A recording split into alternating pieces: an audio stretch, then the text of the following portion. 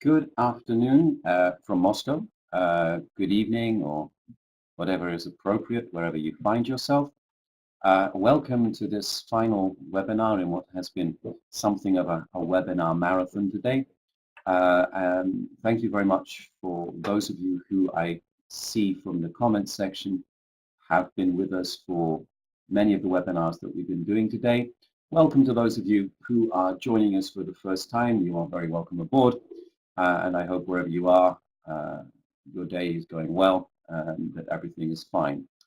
Forgive me those of you who have been in the previous webinars, but I do have to just quickly give those technical notes for those who have just joined us.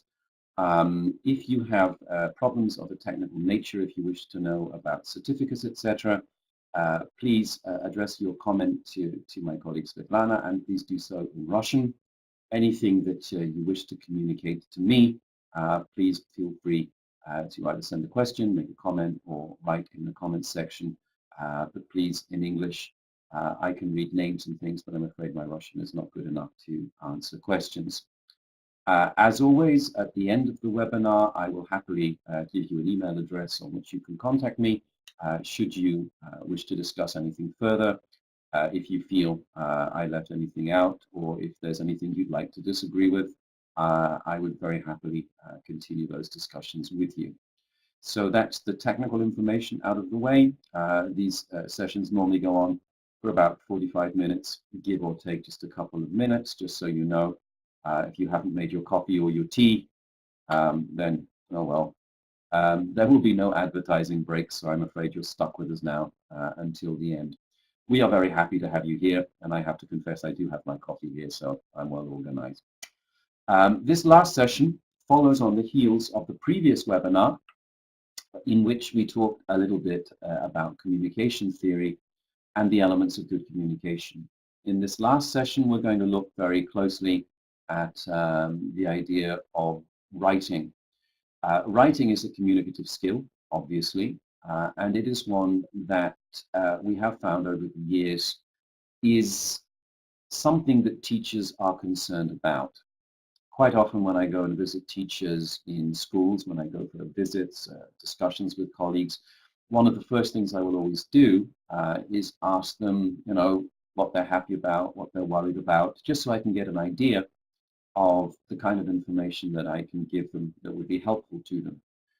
9 times out of 10, certainly in schools where learners are at the higher levels, moving into maybe exam level, what I always hear is that learners are worried, the teachers are worried about their learners' writing skills. So we felt it was appropriate to put a presentation together on that. There will be connections between this and the previous one, as I said, about communication. But here we're going to specifically look at writing and specifically look at it in the context of a kind of higher, kind of around a B2 level writing activity, because earlier on today we focused a little bit more on primary in general. So let us start at the beginning. One of the first questions I usually ask teachers when we talk about writing compositions is basically, sorry, I was just checking something, is basically to ask them why we write compositions. And these are the responses that I normally get.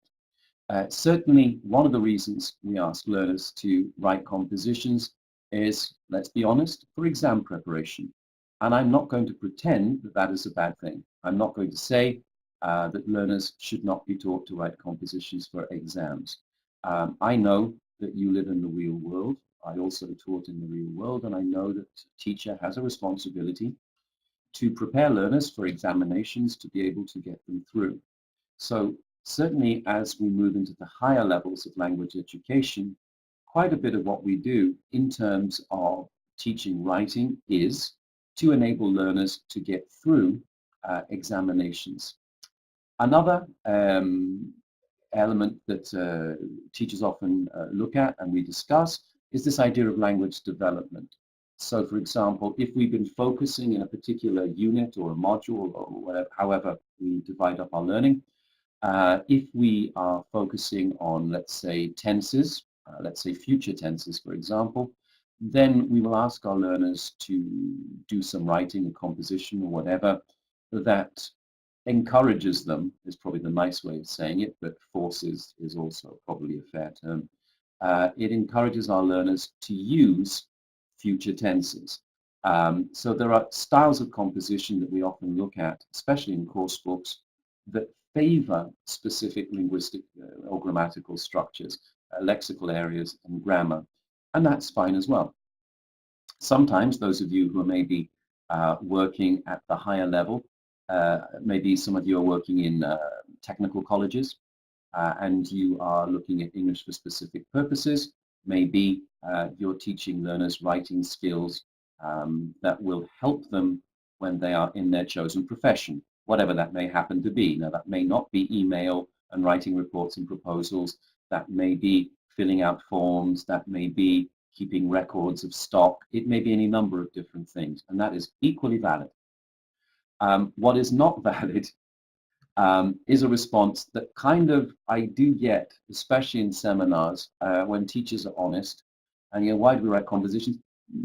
Because it's in the textbook. Because on page 52 it says we should write a composition, and that's what we're going to do. Now, obviously there's a truth in that. It is in the textbook. But I would argue that that's not a good reason for thinking that we're writing the composition, and I know that if we're honest, you will agree with me. The reason why that is the case is because I must know what my aim is to enable me to start teaching the composition writing effectively. So just to take some of the things we've been talking about. Exam preparation, for example. If I am preparing learners for a specific kind of exam, now that could be an international exam, it could be the Russian national exam, it could be whatever. It could be a school exam, some schools have internal examinations and tests. Then that is going to determine the type of composition I'm going to spend time teaching my learners. So if it's exam focused, certainly I would know, or I should know, what composition styles are tested in an examination. And that information is usually available. If it's an international exam, you will certainly find that information on the website of the particular organization that administers the exam. And if it's something like the Russian national exam, of course, you would know better than better than me. Sorry, it's been a long afternoon. You would know better than me. Who is what types are responsible for what types are required. Sorry, I'm trying to do two things at once. I'm reading things and looking at the camera. What kind of compositions are required for that particular exam? So there's number one. Know what we're doing, know what that entails in terms of the styles. Also the length of the composition. Most exam bodies give details on the length. So it may be 250 words at certain levels. It may be 200, 180. It just depends. In the young learners exams we looked at this morning, learners were asked to write a short composition of about 20 words. So the number of words tends to change, obviously, with the level of the exam. But we need to know that, because if our learners are writing a composition which is in beautiful English, but it's supposed to be, let's say, for example, 180 words, and if they express themselves in 250, now the English may be great, and it's nice when students write a lot. As teachers, I'm sure we like that. But if it's exam preparation I'm interested in, that's a problem, because my learner has to learn to express themselves in the correct number of words. And if they can't, that is something I need to help them with. If I'm not particularly worried about exams, then they can write as much as they want, and that's not an issue there. But I have to be aware of what the terms are for the exam and what's expected of my learners. Time. This is another big issue. Certainly, part of the problem here is, of course, that certainly the higher levels, composition work tends to be done at home. Learners tend to write compositions at home and bring them into the school, which means that, in all truth, I have no idea how long it took my learner to write that particular composition. But I do need to know if my focus is exams. One of the suggestions we always make in this case is that learners should be encouraged, therefore, to do some composition writing in class. Not every composition, not every week. But at certain points throughout the year, if you're concerned about exams, it would be a very, very, very useful thing, because then you can see how our learners are doing in terms of their timing. Can they manage it in the time, or do they need help with that? Another thing I would suggest is that if you are going to do exam-style composition writing in the classroom, which I have suggested, please don't do it at the last minute before the exam. It is something you need to do with enough time to fix a problem if there is a problem.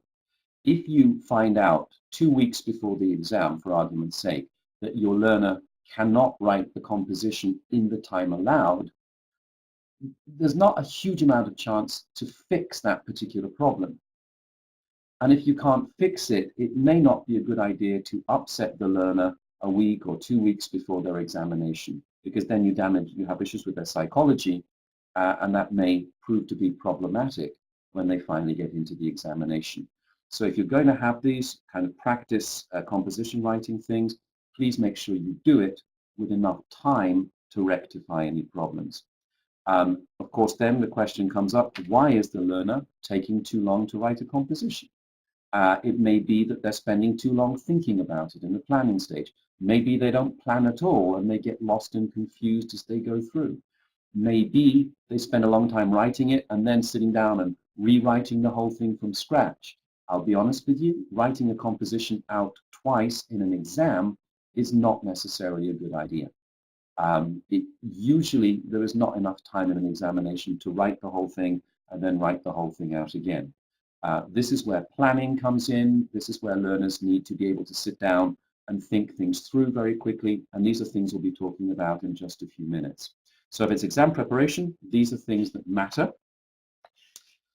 If you're thinking about language development, absolutely fine. It's a different focus. It'll change what we're looking at. It'll change the style of composition we give. Obviously, as I've mentioned, the composition will be full of different structures, different tenses, different lexical areas, different vocabulary will be going on there. It is arguable that if I'm interested, for example, in learners using, let's say, the passive voice, and I have a composition that encourages the use of the passive voice, I'm going to be focusing my marking far more on their passive constructions and how well they create those, and how well they write them, how well they use them, and possibly less concerned with it being a superb piece of writing. As long as it's written grammatically in the way that I need it to be written, my learner can be considered to be successful for the most part in that particular writing. So do be careful there that you know what you're looking for and mark accordingly, because sometimes, again, we lose sight of that when we're marking composition. If it's for work or study, of course, the styles of composition are going to usually be much, much more limited. And please remember, this is something I talk about when we talk about English for specific purposes, and I have done a video on that for Prosvещение, and if you are interested, I think it's available on their website. It was a few years ago. I looked a little bit different, but I think it's still available. Please remember that different professions have different styles of writing. I was talking with some colleagues the other day about this. So, for example, if you are teaching in a technical college and you're teaching, I don't know, the example we used was hairstylists, people working in a beauty salon. It would be inappropriate for you to say, okay, your homework for this evening is to write a composition on the advantages and disadvantages of having curly hair. No one, no hairstylist would ever write such a thing. What they might have to write, for example, are keeping records of their regular customers, what hair dye they used, what number they used, so that they can get the same hair color each time. They may need to have a written record if their clients are allergic to any chemicals that might be in hair dyes or any hair treatment that they use. So that kind of writing would be legitimate. For or against would not be a legitimate style of writing. So again, if our focus is work, we have to focus on the writing that learners would legitimately be asked to do in a work situation. If you are a business person, you're working in a company, then yes, there will be the email, the proposals, the reports, etc., etc., etc. So please bear in mind the real life situation in which the learner will find themselves and which they will have to write.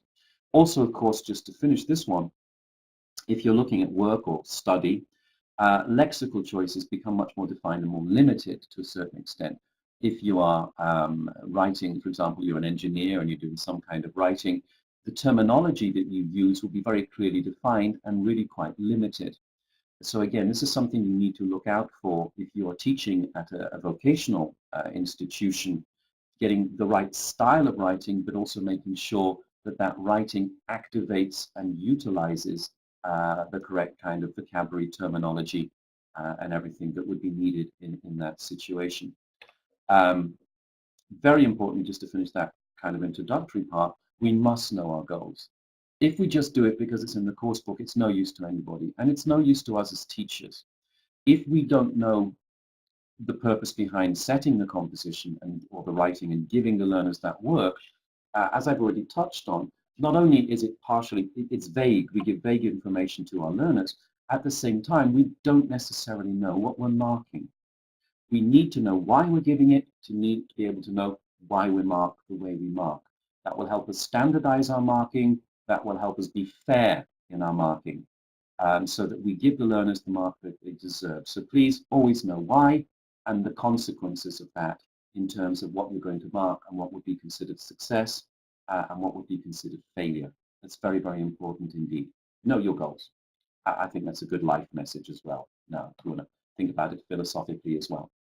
Okay, so we started our composition in the sense that we've thought about what we're going to write. We've got in our heads what we need them to do, what will be our sign of success. So now we're going to work with our learners, and we're going to try and generate ideas. Please notice the order in which I have arranged these ideas, because I do believe that's very, very important. I have not jumped to planning the composition. I have not jumped to paragraph 1, paragraph 2, paragraph 3. I want you to have that in mind now, and please, if you would be so kind, I've deliberately arranged these stages in a way that I think is helpful to you. You may or may not agree with that, but I just wanted to draw that to your attention. It's my job and my pleasure to try and be as helpful as I can. I just need to sip some water. Excuse me 1 second. The problem was not with your microphone. The problem was I'm working in an air-conditioned area, and unfortunately it dries my throat just a little bit. So if we're looking especially at things like exams, but also learners need to be able to follow instructions generally, asking for clarification of the rubric is always very, very important. If we are bearing in mind exams, and I know many of you teach at those levels, answering the wrong composition question, it's been a long day. There's going to be more of that before we finish. Answering the wrong composition is a mark loser. Learners can fail examinations simply because they didn't answer the question correctly. Nothing to do with their English. I remember many years ago I had a student who was doing FCE, and I asked him after he came out of the exam about the composition that he had written, and he said, oh, you had to write a story which included the phrase, whatever the phrase was, but he very clearly said included the phrase. This sounded to me a little unusual. I said included the phrase or begins or ends with the phrase, because that's what the question would normally be. No, he said it, which includes the phrase.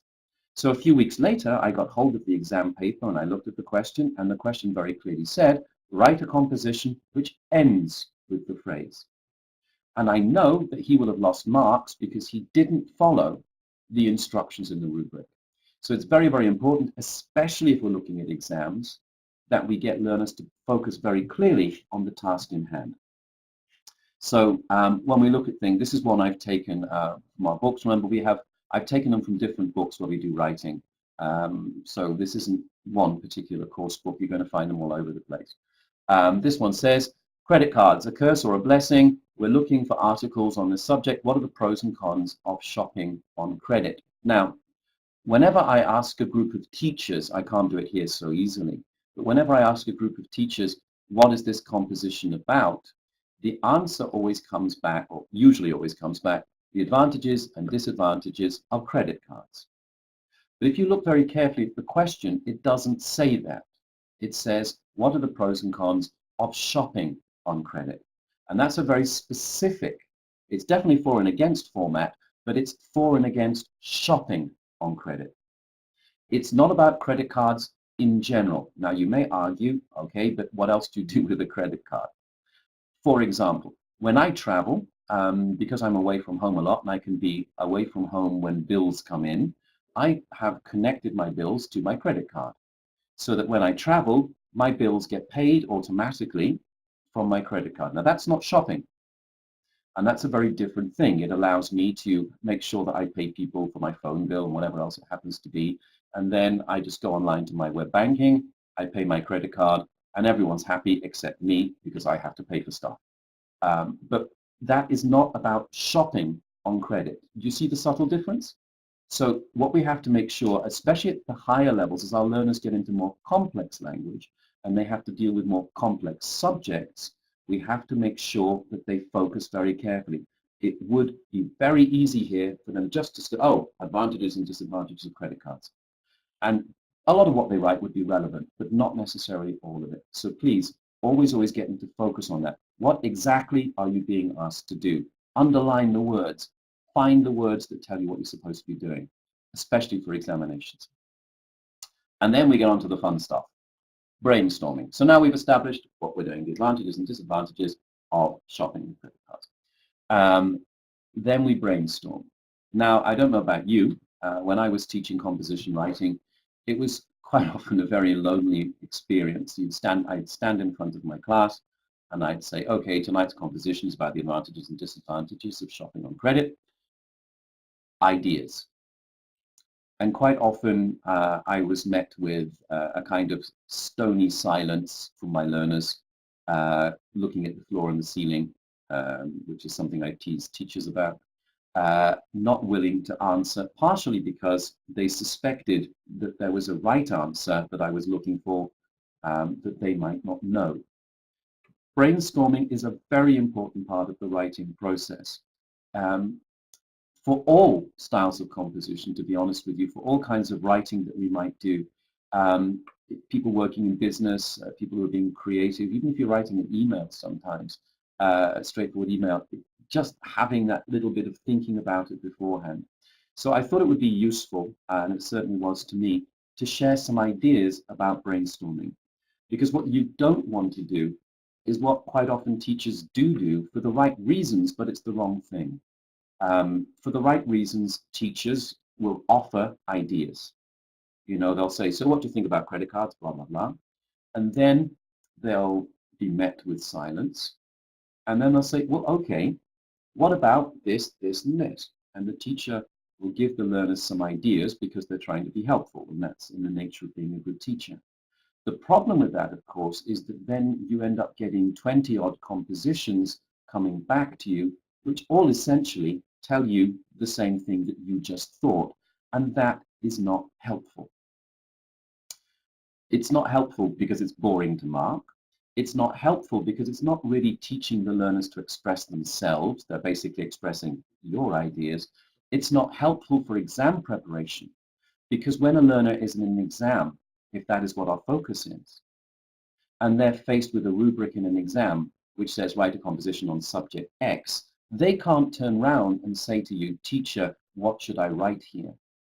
Learners have to make that decision for themselves, and very importantly, they have to make it very quickly. So practicing and improving brainstorming skills is a very important part of this process. And you'll notice I have put it before structuring the composition. This is before we get into structure. Learners need to think quickly. So let me make some suggestions about brainstorming and how we can maybe make it work just a little bit better in the classroom. First and foremost, define and agree the objective. Let your learners know what we're trying to brainstorm about. We're trying to decide A or B or C. The more defined I can make it, and to be fair, the more restricted I make it, the easier it is to brainstorm. What we can do in the classroom situation is to actually kind of mess about, tinker with it a little bit, and give our learners an opinion. Let me explain what I mean. If, for example, we're doing the advantages and disadvantages of shopping on credit, I will separate one side of the class, I separate the class into two. One side of the class will be thinking of the advantages, one the disadvantages. This is because it's quite hard to think of two conflicting things at the same time. If I ask my learners to think of the advantages and the disadvantages, I'm asking them to basically do a kind of mental flip where they're trying to think of both sides of the argument at the same time. And that's actually quite difficult. It's not really what the brain is designed to do. So it's much better to give them one objective. And in this case, it's a binary one, for and against.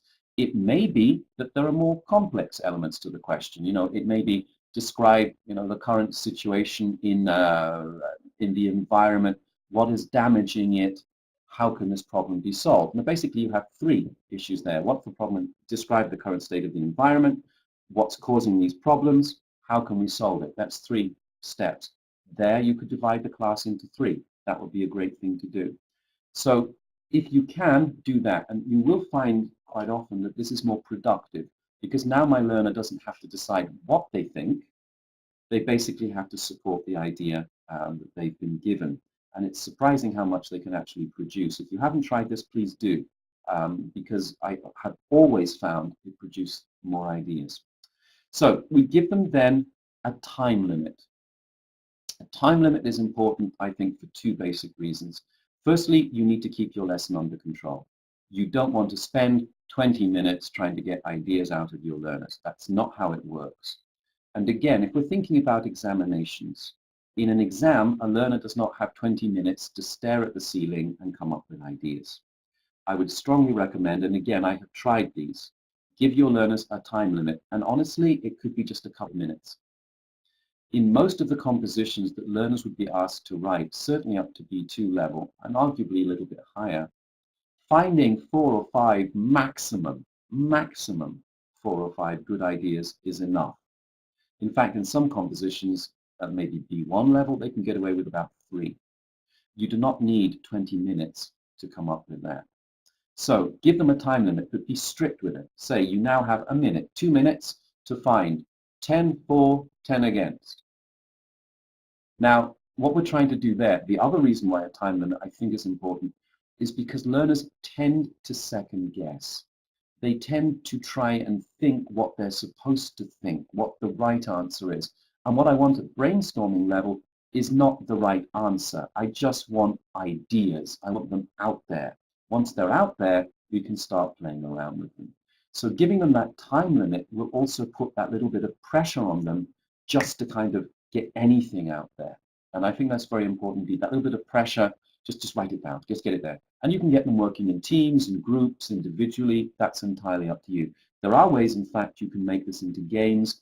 I can't get into them right now because it's very hard to explain without actually showing you.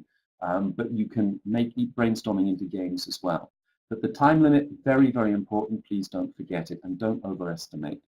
It's better to give them a little short time than it is to give them too long. If it gets too long, they just end up staring at the ceiling and misbehaving. Once you get the ideas in, then this is when we start arranging our thoughts.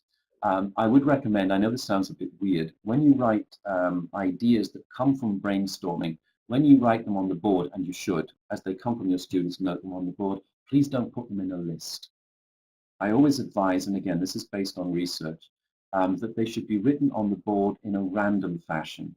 The reason for that is as human beings, we tend to, we like to look at hierarchies, we like to find systems, we like to guess what's best and what isn't. If you have a list, number 1 in the list is always going to be what people think is the most important or the best. And it may be that the first idea that comes out is not. Also, in terms of memory, and this is based on the work of people like Tony Bazan, we tend to remember what comes first and what comes last. So if you have a list of things, learners are more likely to remember what's at the top and what's at the bottom. The middle gets a bit kind of woolly. So write them randomly all over your board in a random fashion as they come out. And then once you've got them there, you need to start connecting the ideas and looking at them in a more organized way. So you can start drawing lines, you can start making connections, you can start doing all kinds of things there. you can start looking at ideas which are similar, ideas which are connected, ideas which are opposite. But please, do that on the board and give learners this idea that all ideas are valuable and that we're just going to sort them out. At this point, it's very important to note as well that bad ideas will drop out by themselves. If learners make a suggestion that's inappropriate or not particularly useful, when you have other suggestions around it, it may very well be that ultimately our learners realize that their suggestion is probably not the best, and it just kind of naturally falls to the wayside. And that also means that we don't have to criticize learners. And then at the bottom of the list, now we can start to say, okay, which of these ideas do we think we should cover first? Which more likely to go next, and so on and so forth. So what we've done is we've generated a lot of ideas, we've connected, we start to filter, and then we start to arrange. We don't jump from structure to ideas. We go from ideas to structure, and that's very, very important indeed. So please follow that logic. We quite often tend to jump to the plan.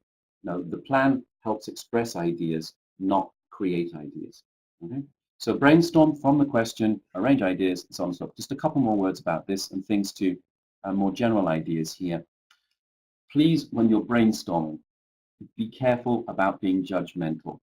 We want to encourage our learners to just play around with ideas. And I think it's very important that we make sure we don't damage that. The analogy I usually use is this. When we go, if you watch, I think it's like National Geographic or Discovery, these channels, there are quite a lot these days of documentaries. Documentaries, they're not really documentaries, it's all staged. But of people looking for gold. They do panning for gold or they go mining for gold.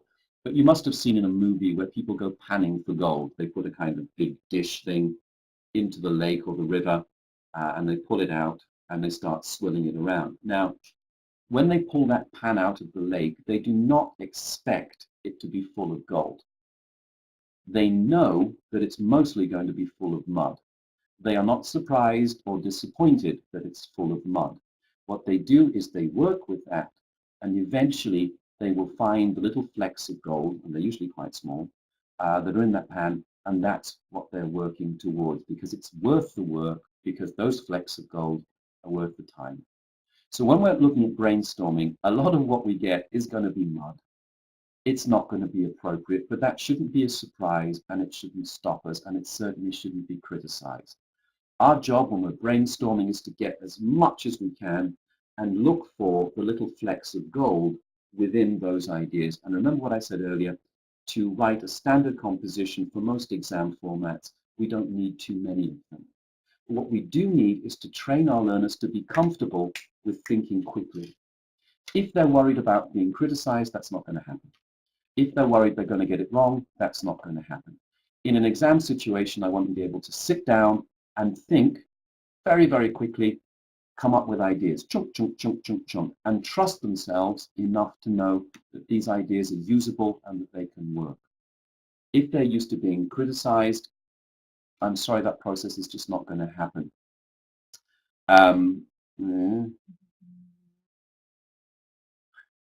Someone sharing their experience. I thank you very much in that, Maria. Thank you very much indeed for because I didn't say we were talking about providing my pupils with the ideas instead of just suggestions. Thank you very much for sharing, Maria. And trust me, we've all done it. And when I speak about problems in the classroom, please, all of you understand that basically I'm talking about mistakes that I made and I had to put right. So this is not me pretending I know everything. Like you, I learned from experience, and I just have the good fortune to be able to share that with you. And you are kind enough to listen to me as I share it. So thank you very much, Maria, for your comment and your honesty in that. Much appreciated. And nice to know I'm not the only one who gets things wrong.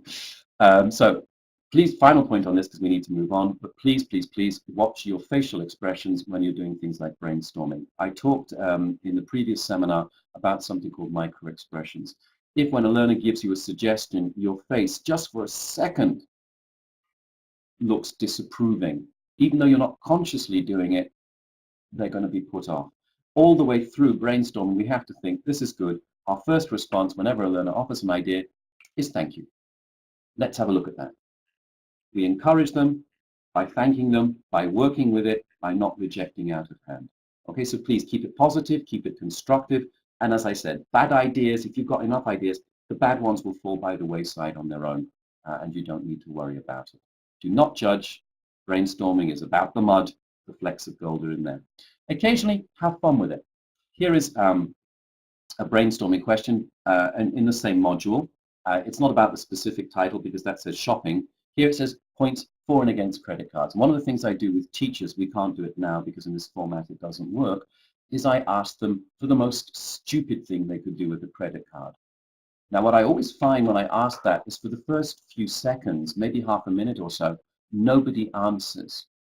Because like students, teachers are also looking for the right answer. When we brainstorm, we're not looking for the right answer. And what I normally get here is someone make a suggestion, like they'll say, you know, lend it to my friend. And I say, look, you're still being a little literal. Think of the credit card. Think of a piece of plastic like a credit card. What's a stupid thing to do with that? And slowly we get to, like, you know, buttering my toast, or trying to eat soup, or using it as a ruler, or trying to cut bread with it. And eventually, once one or two people have these silly ideas and they realize that it's okay, suddenly we get this avalanche of silly ideas for things to use as a credit card. So, is it useful to write dictations? I don't know, dictations, just quickly because that's there. Dictations are not really a way of encouraging creativity, which is what we're talking about now, and generating ideas. Dictation we normally use at lower levels because dictation is very much about learning the way that language is pronounced and learning the connection between the sound and the written form.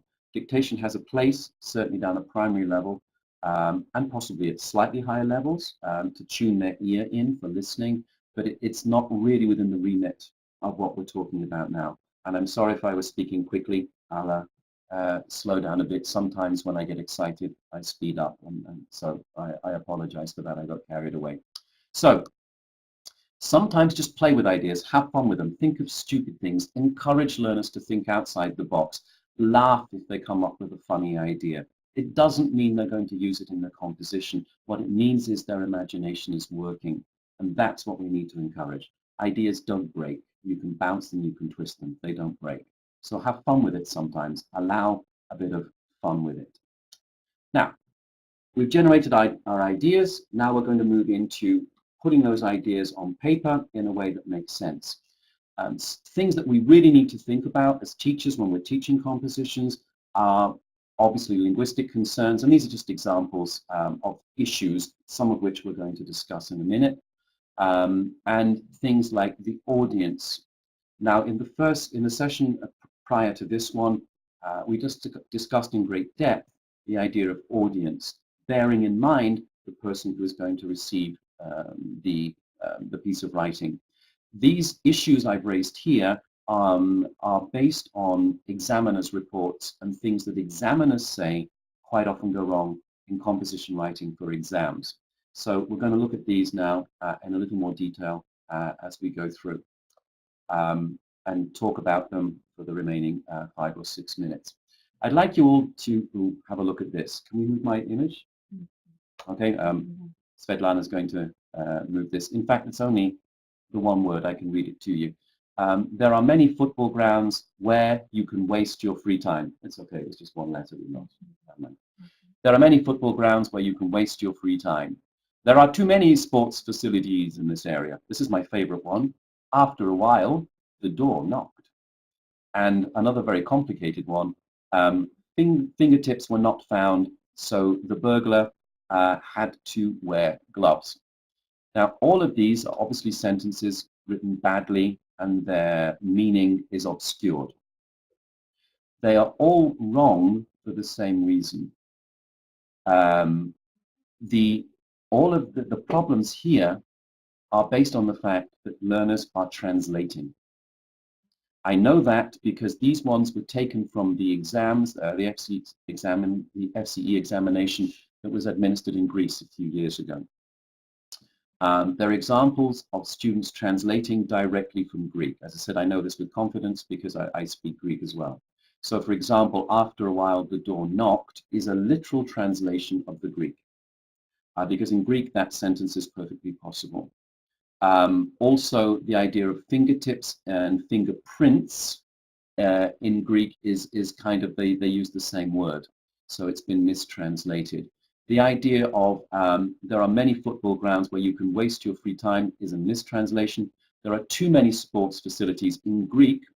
The questions of degree get a bit complicated. So the idea of very many and too many are actually expressed using the same word, but the context and tone of voice will indicate whether it's good or bad.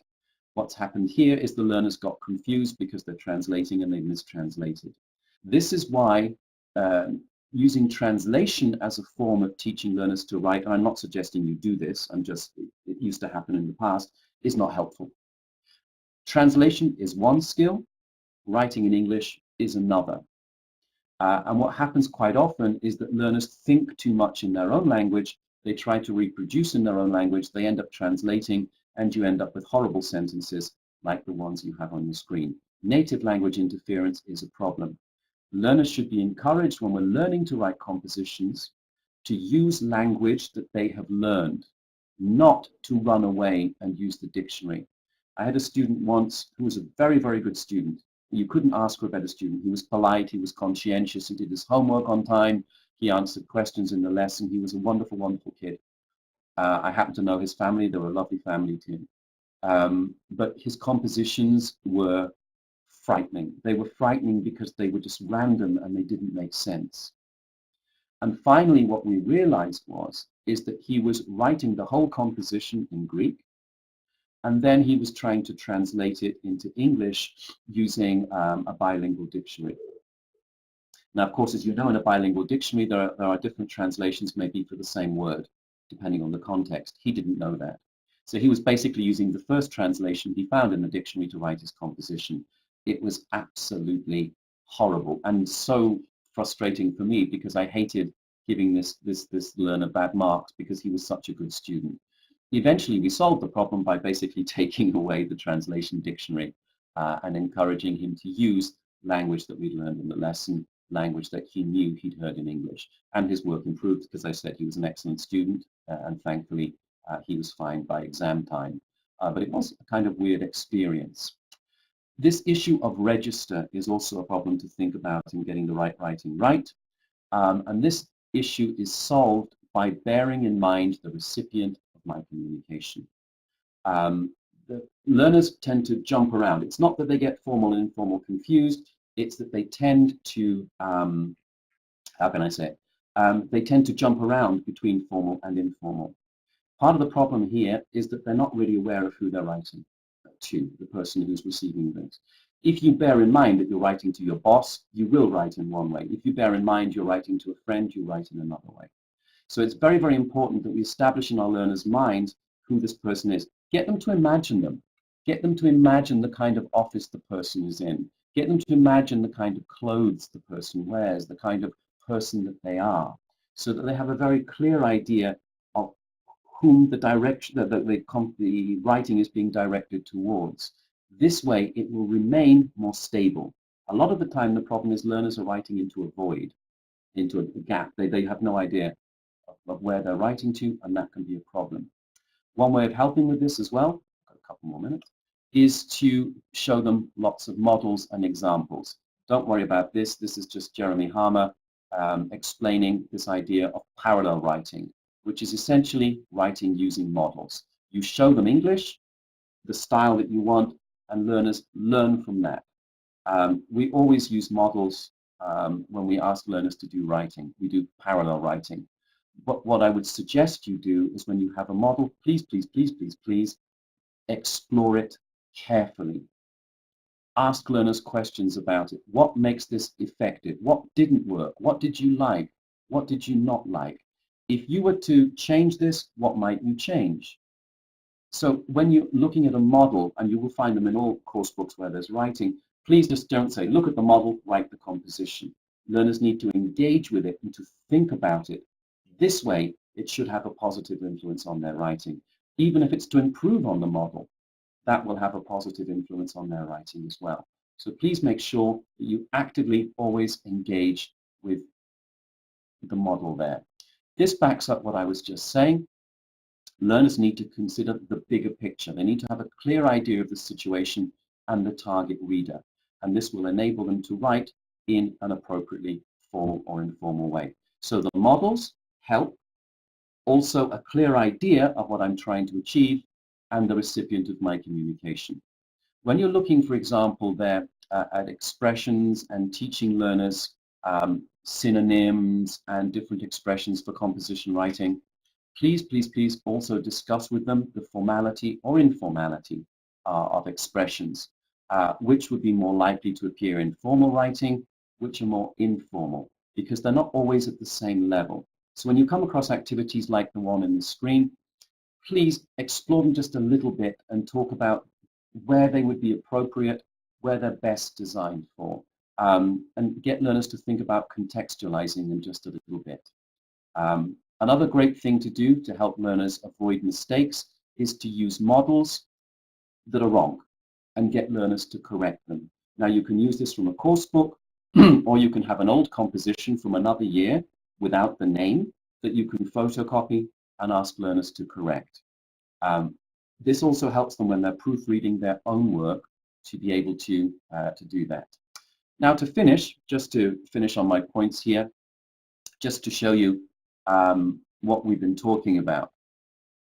Let's imagine that you have just been given, you just got yourself a new job, which means you're going to leave your current job. Get learners to think about, for example, the different ways they would relate the same news. So if you're writing to your present boss, what are you going to do?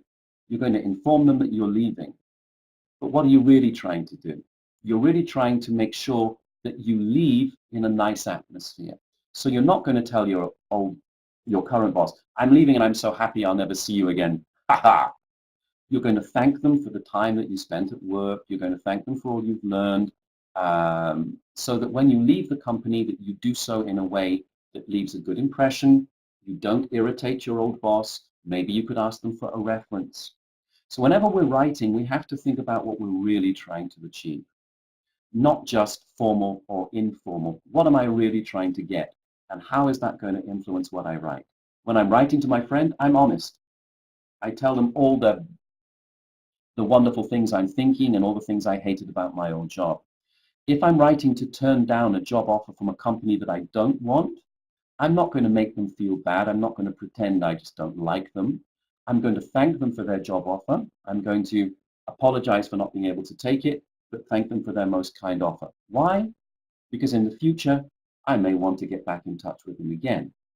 So, and the things I put in my composition, it's not just the information, it's the way I phrase that information. How do I know how I phrase that information? By deciding what my ultimate goal is.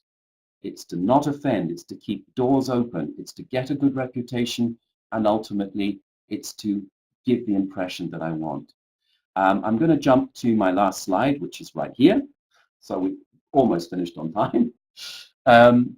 Once we've done the composition writing, just quickly these final points. When you're marking composition, please remember the difference between errors and mistakes. If it's a slip of the tongue, if it's a slip of the pen, the world is, it doesn't really matter.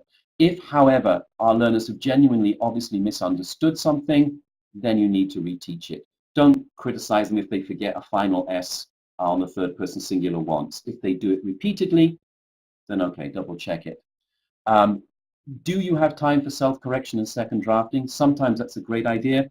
Give them back to the learners and say, look at this again, you need to think about it. If you have time, if your syllabus, the things you have to get through will allow you to do that, it's a great thing to do. Look at composition writing. Is there something that all the class seems to be misunderstanding? If yes, make sure you teach it to the whole class. Don't just speak to one or two specific individuals. That's very important as well. What can you learn from this? What grammar should you teach a little more carefully? What vocabulary had they obviously not picked up? What about the style of the writing that they didn't understand? What messages can you as teacher take away from the mistakes or whatever that appear in the composition? And always, always, always, correction should be formulative. It should be about what you need them to do, not just about what they got wrong. Give them suggestions, let them know what to look at, encourage them so that next time this composition will provide a basis to move forward and write even better work. Because otherwise it really becomes a bit of a waste of time. Always formulative, always constructive, and always positive. Thank you so much for being with us today. I'm overrun again, but it's so much fun talking about some of this stuff. Thank you for your kind comments. Let me give you my email. Oh gosh, lots of questions. Oh gosh, let me just quickly look at those. Some of them I've already answered. Graphic organizers, very quickly, I use mind maps. I love mind mapping. I write things on the board. I start with a central idea. I find personally mind mapping helps me immensely. Yes, you're right about American and British spelling. You do have to point that out. They must be consistent. And the only way they can do that is by proofreading their own work and you pointing out which is the American and which is the British. Either is okay in exams, but you're right, they must be consistent. Make a point of underlining that. Make a point in some course books, like at the back, they have British and English comparisons. Draw that to their attention. If it isn't in your course book, we do have it usually. If it's not in your course book, you can find it online. They should have that in front of them so that they know what the differences are. I'm afraid that's just experiences. It's just experience that they need to gain, and you need to correct it and point it out. Okay, I think that's all the questions there that I got. Let me just give you my email to finish.